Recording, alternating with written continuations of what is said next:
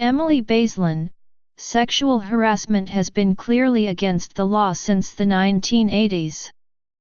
The Supreme Court said in 1986 that employers couldn't let one employee create a hostile work environment for another or base advancement on a quid pro quo for sex. And we had what I might call a kind of mini-revolution in the early 90s after Anita's testimony about Clarence Thomas before the Senate Judiciary Committee. Women saw that all-white and male array of senators, and there was an uprising.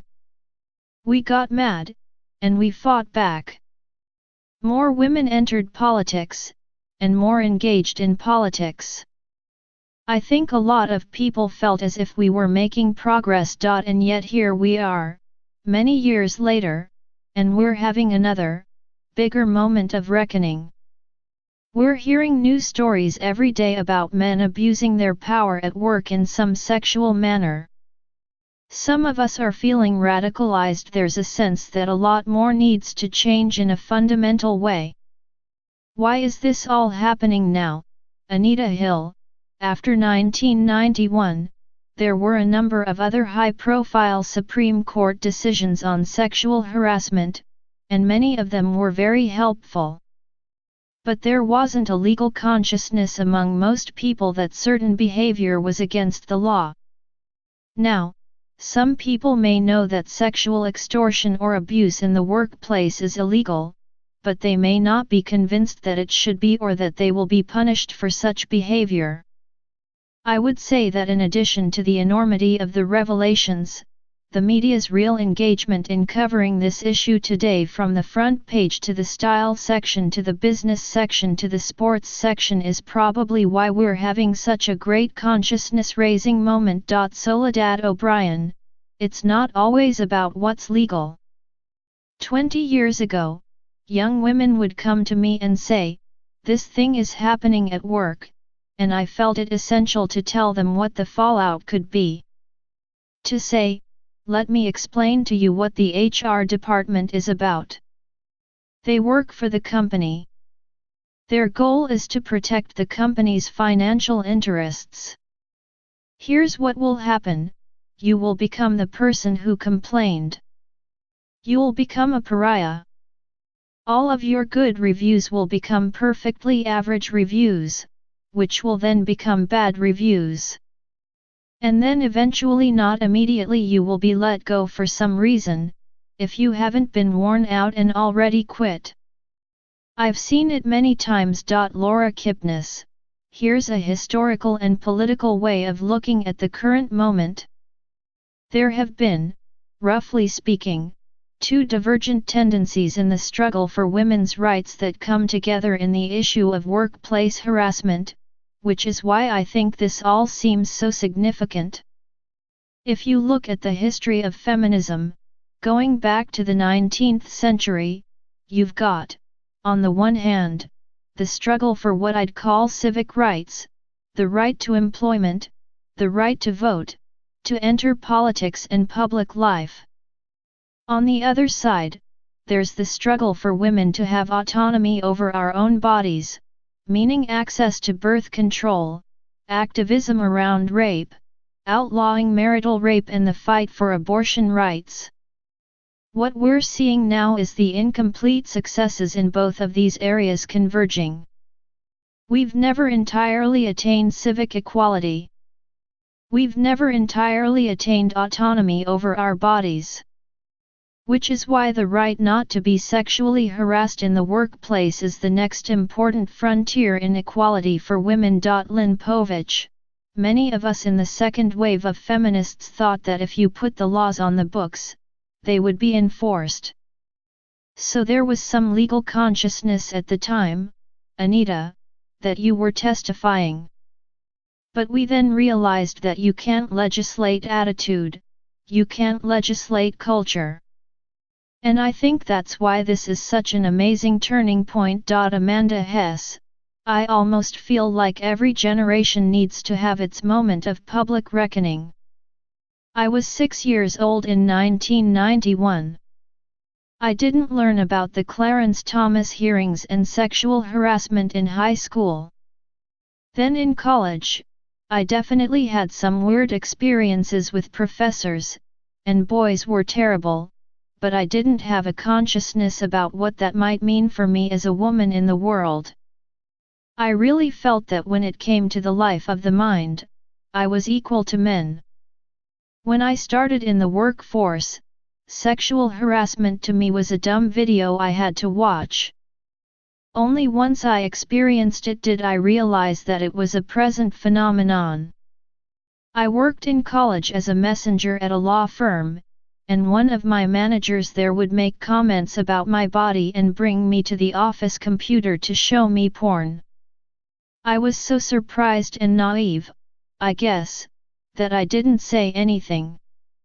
I spoke up only after a female manager pulled me aside and asked about him. I guess someone else in the office had complained. Danielle Smith, it's disheartening to hear Amanda talk about having nothing to look back on. I'm having an amazing career. I don't have a lot to complain about. But if I were to start complaining, sexual harassment and gender discrimination would probably be at the top of the list. As a more junior person, I can remember having problems and going to my boss, and whether it was a sympathetic man or woman, the immediate response was always fear. You can see it on their face. You feel like you've just walked into some kind of haunted house. It's basically, girl, why did you come in here with this? And then as a leader, man, you always try extremely hard not to be that person. You succeed in not panicking. You listen hard, and with empathy and concern. You try not to let worrying possibilities show on your face. You want to be totally present for that person. But in the past, especially as a younger manager, I've been scared for both of us. Baislin, is anyone at this table ready for a rule? No more sex in the workplace. O'Brien, what is sex in the workplace? Is that the guy who hugs you, and you're like, you know what? I hate when that dude hugs me. Is that the person who tries to peer down your blouse? Or is sex in the office literally your boss saying, hey, let's get it on? Close the door. Povich, we can't ban sex in the workplace. I met my husband at work. I know a lot of people who met their mates at work. Smith, if you're spending 8, 10, 12 hours a day with people, you're going on the road with people, you're going on location with people, you're going to lunches with people, you're going on work retreats with people. The only time sometimes you're even at home is to go to sleep. For so many people, your whole social life is caught up in your workplace. Povich, I do think there should be rules about banning relationships between a supervisor and an employee who reports to him or her, and many companies have policies about that. And then you have to talk about power. If there is consent, are we saying consent is not enough? How do you define power? In the cases of Roger Ailes and Harvey Weinstein, they had ultimate power. But what if two people work in different departments, but one person is more powerful than another? Say, a doctor and a nurse's aide? It's complicated. Hess, I think one of the issues is that you can enter into a relationship consensually with someone who has more power than you. But it's a different thing when you want to exit the relationship and then it puts you in a bind. Kipnis, but that's pretty much the reality of life. There are always going to be hierarchies in relationships, and there are going to be male-female hierarchies until we someday manage to overcome that situation. I think what's necessary in the meantime is transparency about the power relations, so that the less powerful person is protected if or when things go wrong, as they invariably do when you get together with someone you work with. Been there. In academia, it's actually very common to have couples teaching in the same department, and it's just a matter of course that people don't participate in personnel decisions if they've been romantically involved with the person. I don't see why that can't happen in other kinds of workplaces. I'd rather overdo it on transparency than over-regulate our lives and prohibit workplace romances out of some misguided fantasy of universal fairness. Baseline, if it's just human that sex is part of the mix in the workplace, what do we do about the reality that some people will benefit as a result, while others get passed over? Wait, is being sexy a workplace skill? To me, that's insane. I've never thought of that as something that I should cultivate in order to get ahead. O'Brien, I think that maybe being sexy is not the right way to put it, but I would say being fun, being a get-along kind of person, laughing at a joke, understanding when someone sends a silly flirty message that you're not automatically offended. There was a guy that I worked with, and he sent me a note, "Let's get a room at the Carlisle." And I had just had a baby, and I was so tired, and I said, "God, I would love a room at the Carlisle. I'll tell you what, I will go and sleep by myself for 8 hours." If I had said, "I am offended," that would not have worked. Absolutely not. I'd be perceived as not being a team player. Not fun. You certainly don't want her on your next project. Baseline, when that guy emailed you, did he really mean, "Let's go get a room"? Like, "Let's go have sex"? O'Brien, do I think he actually meant that? No, I do not. I think he was just being an idiot. That was his ridiculous banter, and here's my ridiculous banter back. Baseline, you didn't feel threatened, O'Brien, not at all. But he was not hierarchically above me. If my boss had sent me that exact same note, it would have been uncomfortable and problematic. I would have called 3 girlfriends and read the note to them over the phone to see how I felt about it and to figure out what to do. But that first guy was a peer, and part of navigating the workplace is to know how to come back with snappy repartees so that he would see that I'm fun, I'm not interested, and let's move on. Baseline, Anita, when you came forward to testify in the Senate hearing, there were actually 3 other women who were prepared to testify that they experienced or could corroborate harassment or unwanted attention from Clarence Thomas. But they were never called as witnesses. Even last year's TV movie about the confirmation hearings collapsed those characters into one woman, reducing the scope of the allegations once more. Your story, a foundational story for us about sexual harassment, has been passed down as a story about one woman, when actually there were these other women who were trying to stand with you.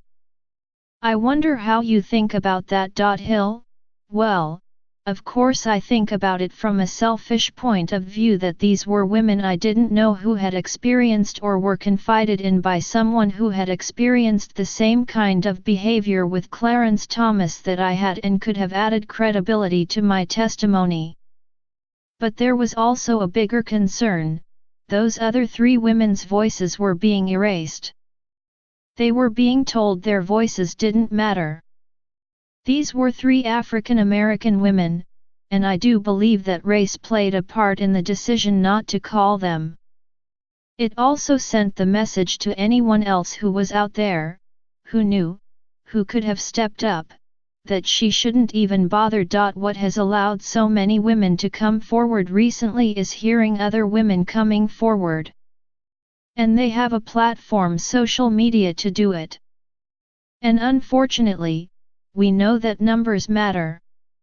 I just hope that we can get to the point where a woman can come forward on her own and one voice is valued. Baseline, I think the current moment has been one of amazing solidarity, where women are coming forward perhaps in part because they're trying to protect one another. I've been looking back on my own younger experiences of not reporting various things that happened to me because I thought, well, I can handle this. I'll be okay. That was part of my identity as a feminist. I wanted to think that I could stride on. But now I think about the other women who might have been affected by these men we left in place undisturbed, and I wonder about my own complicity, a word that writers like Rebecca Traister have used. Hill, and if we're constantly saying, oh, I can handle this, how will we really know how much we are injured? Hess, minimizing bad behavior is a coping mechanism. It's how you survive. I've heard a lot of women who have come forward say, I might not make a big deal about this if it's just me. But if I can say something that helps corroborate somebody else's story, then that's valuable. Povich, I've been thinking about this because one of the things that worked for us at Newsweek when we filed gender discrimination charges against the magazine in 1970 was that we were 46 women. We talked to one another, and we organized. I get that actresses in Harvey Weinstein's world, they don't work for him, they're looking for a part.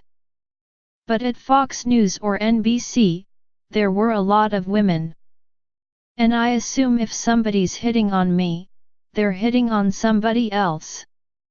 And I'm not sure why early on some woman didn't say to a trusted friend, ugh, I just went into his office, and this happened.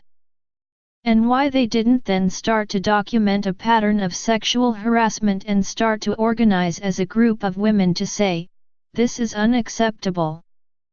It seems that many younger women, maybe until now, haven't had that sense of sisterhood or talking to one another as a group that we did during the women's movement. Hess, women still talk to one another.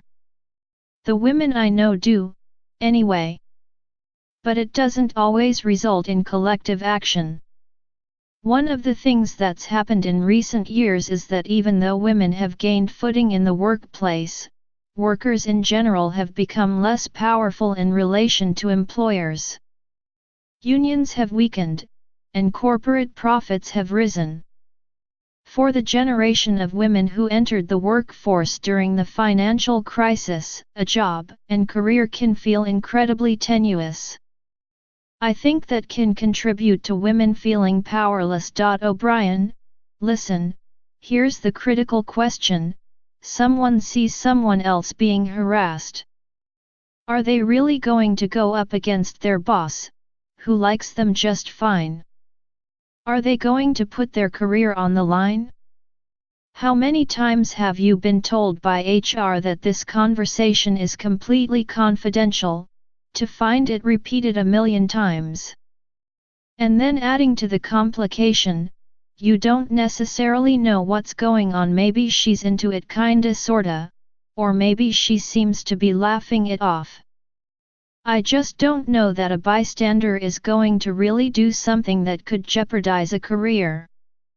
Unless it's her sister, unless it's her best friend, I just don't see that happening. Smith, it's all well and good to talk about the different ways that women can help one another and report, but I sit here and think, so now the women's friends are responsible for reporting this guy who's out here molesting people? Something that I think gets missed in these conversations, because people are so uncomfortable talking about the actual pain of women, is what it feels like to be in that moment of something happening to you. How hard it is to tell anybody, let alone tell an official of some kind. Lots of people are talking about the men who have lost their jobs. Oh, we're going to miss this anchor or that comedian. But I'm wondering, who is talking about the women and what we're missing when they change jobs or careers after being harassed or abused? Who's talking about that awful moment of wondering, should I go forward? Do I have the kind of job where people are going to listen to me? Am I worthy enough? Am I a good witness? Did I do something wrong? Was my skirt too short, Povich? I think it's become clear over the last couple of months that many men feel privileged that they can just invade your space, invade your body. And I do think this is a moment where people have to become conscious that you simply cannot do that. Baseline, will the current wave of consequences, which does seem unprecedented, be the thing that makes men think twice and desist? O'Brien, I think for some people, for sure. I was having dinner with a business professor, and he was saying that he has completely rethought how he interacts with young women and that now he would never meet with a young woman in his office behind a closed door. So his reaction is, no one will ever be able to say that there was something untoward. I don't think that solves the problem or many of the problems we've been reading about inappropriate touching or kissing. My argument to him was that there are plenty of ways you can mentor young women and not be alone in your office with them. You can meet with somebody in the cafeteria. Baseline, do you worry about women losing out from boundaries like that, Smith? I worry about it all the time.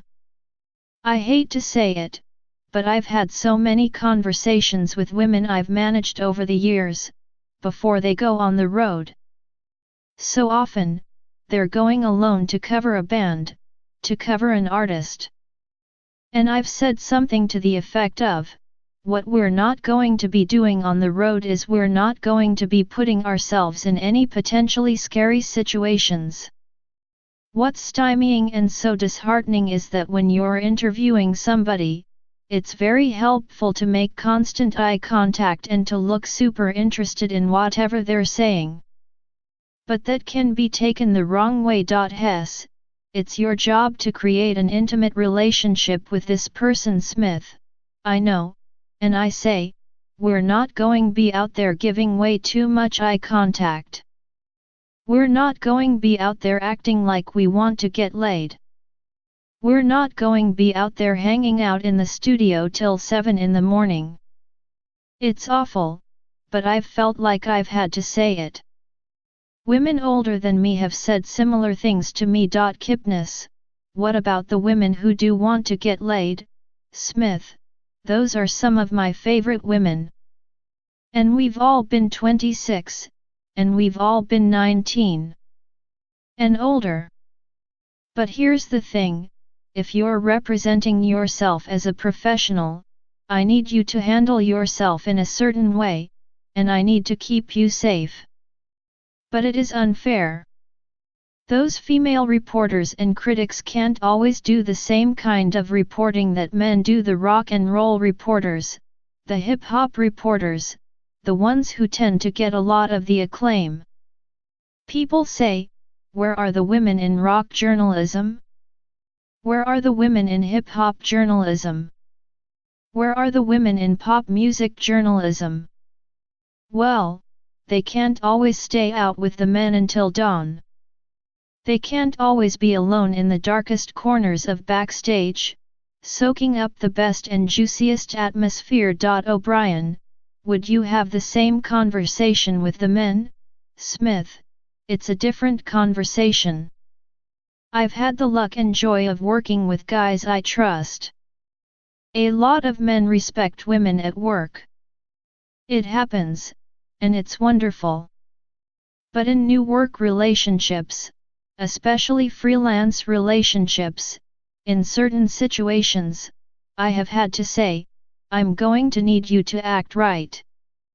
Kipnis, I keep going back to this thing about the body, women's bodies as our own property and having sovereignty over them. I think that's a place to start. I know there are already all sorts of harassment codes on the books, but what about a specifically no touching rule? I think that would be a huge advance in the direction of women having autonomy over our bodies. Because I think women have tolerated way too much touchy-feely stuff for too long. You know what I mean, the ick factor, the guy who's always got his hands on you. I do think the toleration for that sort of thing is changing. Including tolerating all the I just meant it to be funny jokey kind of groping. Baseline, so do we want a no touching at work rule? That is enticingly clear. Or do we lose too much from no touching? O'Brien, I think that's crazy. Hess, I do, too. O'Brien, literally, when I came in, I hugged 2 people, right? And kissed them on the cheek. And half the people who are colleagues of mine, if we're going work on a project and I'm excited to work with them, I would hug them and say, oh, my God, I'm so happy to see you. Kipnis, okay, but then I think we need better training for women, maybe even starting in high school. We need to teach assertiveness. That used to be on the agenda, standing up to people and saying, that makes me uncomfortable or please don't touch me. O'Brien, in the workplace, you say that, and you could lose your job, especially if you're early in your career.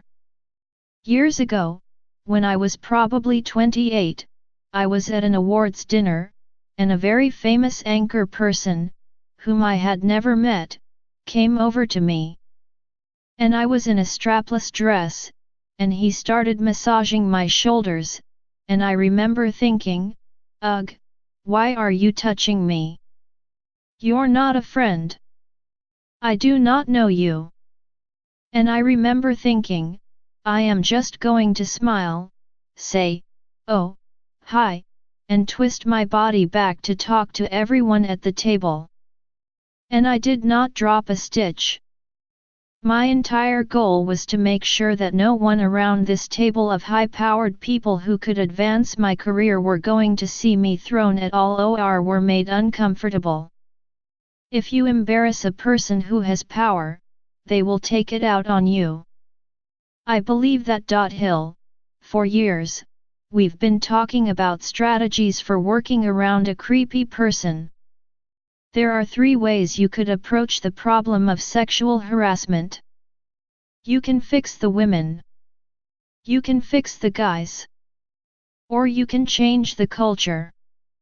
And I think that really, at this point, what we should be talking about is fixing the guys and changing the culture. Kipnis, do we have to choose? Can't it be all 3, Hill? Well, I think if we fix the guys and change the culture, we won't need to fix women. Kipnis, good luck. Smith, here's why fixing women doesn't work for me. We have a table here full of women who were raised to be strong, to be bold, to move forward in different school and work situations. We are the assertive women. We are the ones who know how to speak for ourselves and to say, this is what I would like my raise to be, this is where I want to live. There are probably 8,000 academic degrees at this table. Yet we find ourselves in scary situations. How much asserting can you do if someone with power over you in a given situation is using that to intimidate and abuse? There is no amount of fixing. There is no amount of shifting in your seat that you can do. Dudes need to just chill. O'Brien, the answer is change the culture. Imagine if back to my scenario when I was 28 years old someone came over and started massaging my shoulders, and 2 men at the table who were equal hierarchically said right then and there, hey, you can't do that. Do not touch the young women without their permission. In our office, if someone says or does something that feels inappropriate, we shut it down immediately. We say, you cannot do that. That is not how this works. The other thing anyone can do is acknowledge and defuse the situation. If someone had done that at the table, I wouldn't have had to worry about whether that offended anyone. I think women worry about that a lot. Boy, I hope everybody else was comfortable with this thing that was perpetrated upon me. Povich. I agree that we have to talk about men's role in this, not just the bad men, but all the other men. Many of us are married to, or partnered with, very good men who would never do any of this, but they have a role in a culture that is complicit. The culture of a company or organization comes from the top, so the top people, mostly men, have a responsibility to make their employees feel safe and secure. Kipnis, I really want to change the culture, and I really want to change men. I just don't think it's going to happen immediately. So I think we need to teach women, and particularly young women, strategies for dealing with the kinds of situations that are going to arise in the workplace, and in the rest of life too. I know from talking to my female students that they're often at a loss about how to deal with the binds they find themselves in, especially in the context of hookup culture. What surprises me is that they often feel unable to say no to guys and just sort of yield instead, even when they don't really want to. Somehow all the messages about assertiveness from the last few generations of feminism have gotten dissipated, and we're back to square one. Hess, I think that freezing and trying to slip away when something upsetting happens to you is a human response. I think it's also a very human response sometimes for people who are witnessing some sort of harassment, even men.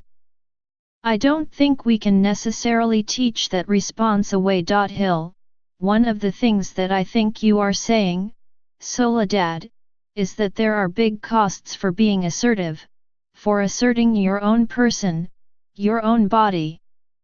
Also, I think we have to understand the dynamic. In many cases, when people resist harassment, it becomes a game for the man, and it escalates. And it only gets worse for people.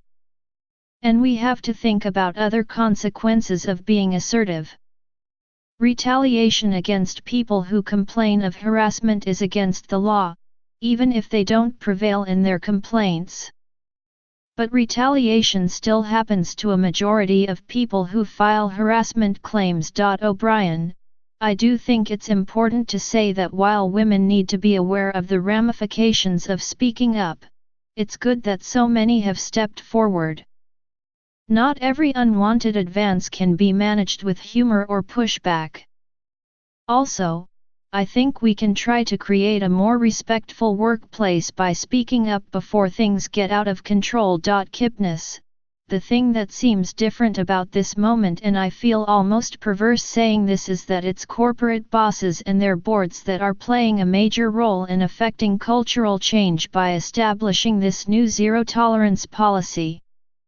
Sure, maybe it's really a public relations concern about their brand, or insurance companies trying to limit payouts.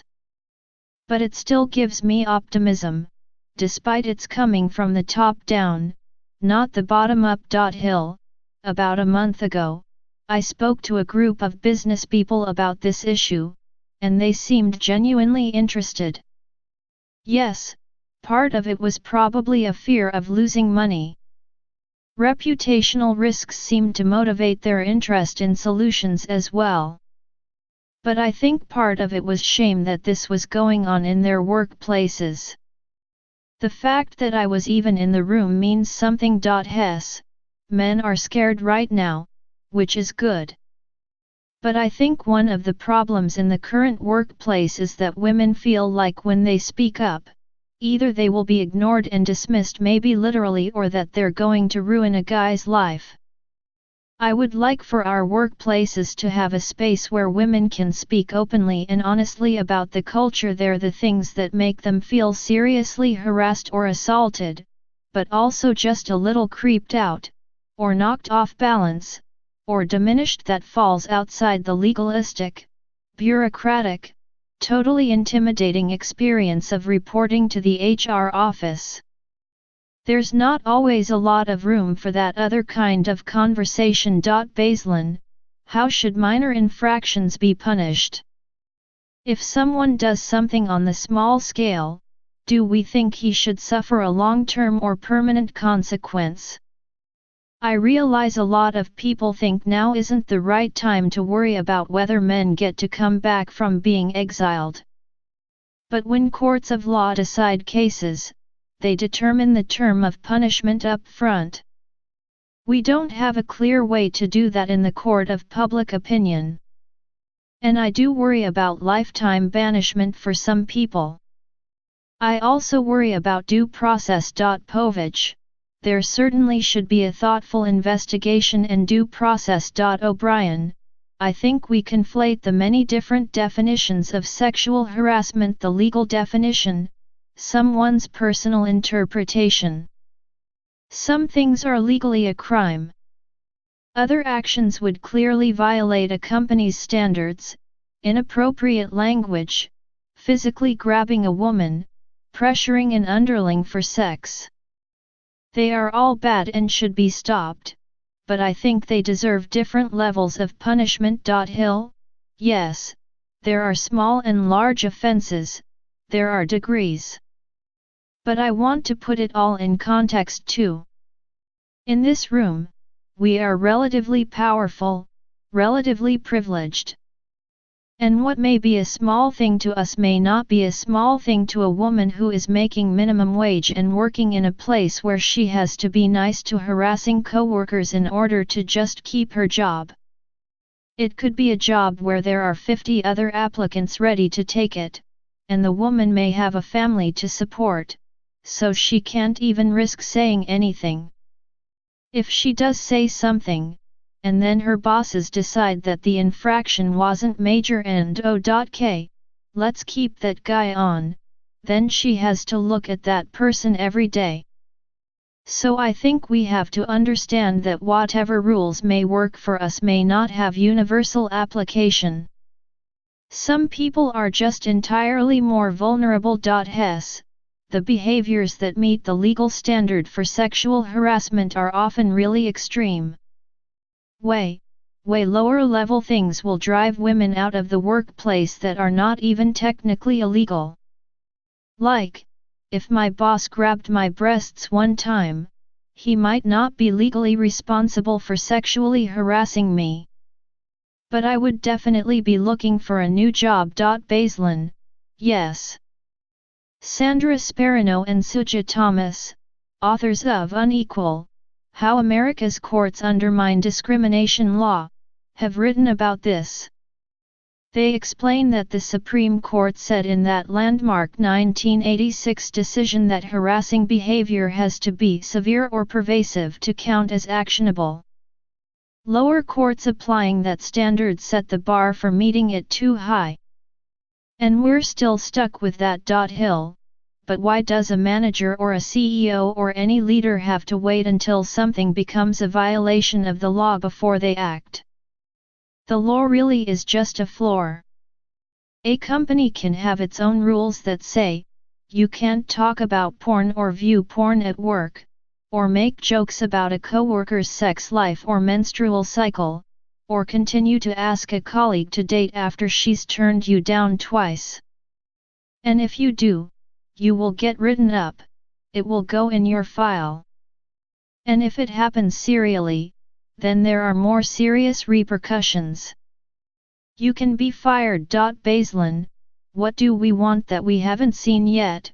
O'Brien, I think it's about opening up more opportunities for reporting. Baseline, what would you all think about a reporting system that works like an escrow account? The idea is that when you make a complaint, it stays locked away, and no one acts on it, until someone else makes a complaint about the same harasser. Then the information goes to the authorities. Or you could have a system that alerts the people who made the complaints about other complaints, and they decide what to do. Connors Friedersdorf recently wrote in The Atlantic about this idea, which was proposed by Ian Ayres and Kate Unkovic. A variation of it is already being used at some universities for third-party reporting of campus sexual assault. Imagine a system like that was really trustworthy. Would it be helpful? Hill, Yes, and some organizations establish ombudspersons within the organization. And companies are relying on independent third parties to investigate claims. This is especially important if the subject of the investigation is particularly powerful, for example in the case of Roger Ailes. Third-party investigators who are truly independent can give people within businesses more confidence in the outcomes. Baseline, what about changing leadership? Do we think that if there were just as many women as men in positions of power, or more women, that we would solve this problem? O'Brien, TV news is full of women. It's not an overwhelmingly male environment. The problem is a lack of leadership, that many of these harassment incidents are open secrets, that everyone in the company is aware that the culture will tolerate bad behavior. Baseline, what about more women top executives? Hess, I don't think it's a silver bullet. There's some research to suggest that even in female-dominated industries, men tend to rise faster and make more money than women do. Women gaining more power in society does not necessarily mean that this specific behavior is going to lessen. Some men are threatened by women in power, and sexual harassment is one way for them to take those women down a peg. It's a way for men to claim physical and personal control over women, even maybe especially as they lose their grip over institutional power across the culture. Smith, I don't know that a world with more women in power would be that different. Women are not a monolith, value systems run the gamut. I will say this, though, sometimes it seems like the more women have, the more confidently we move in this world, the more we gain, the tougher it is going to get for us. Hill, well, we've tried it the other way, with men in the positions of power, making all the decisions about hiring and firing and rules of the office. The stories from Number Metu and from thousands of letters and emails I've received suggest that harassment is rampant. We also know that cultures that support harassment are likely to support other forms of discrimination. I've never heard of a harasser who is also an advocate for equal pay or equal hiring or equal promotions. So I think we have to move toward having more women in charge of workplaces, and let's just see if it can be different.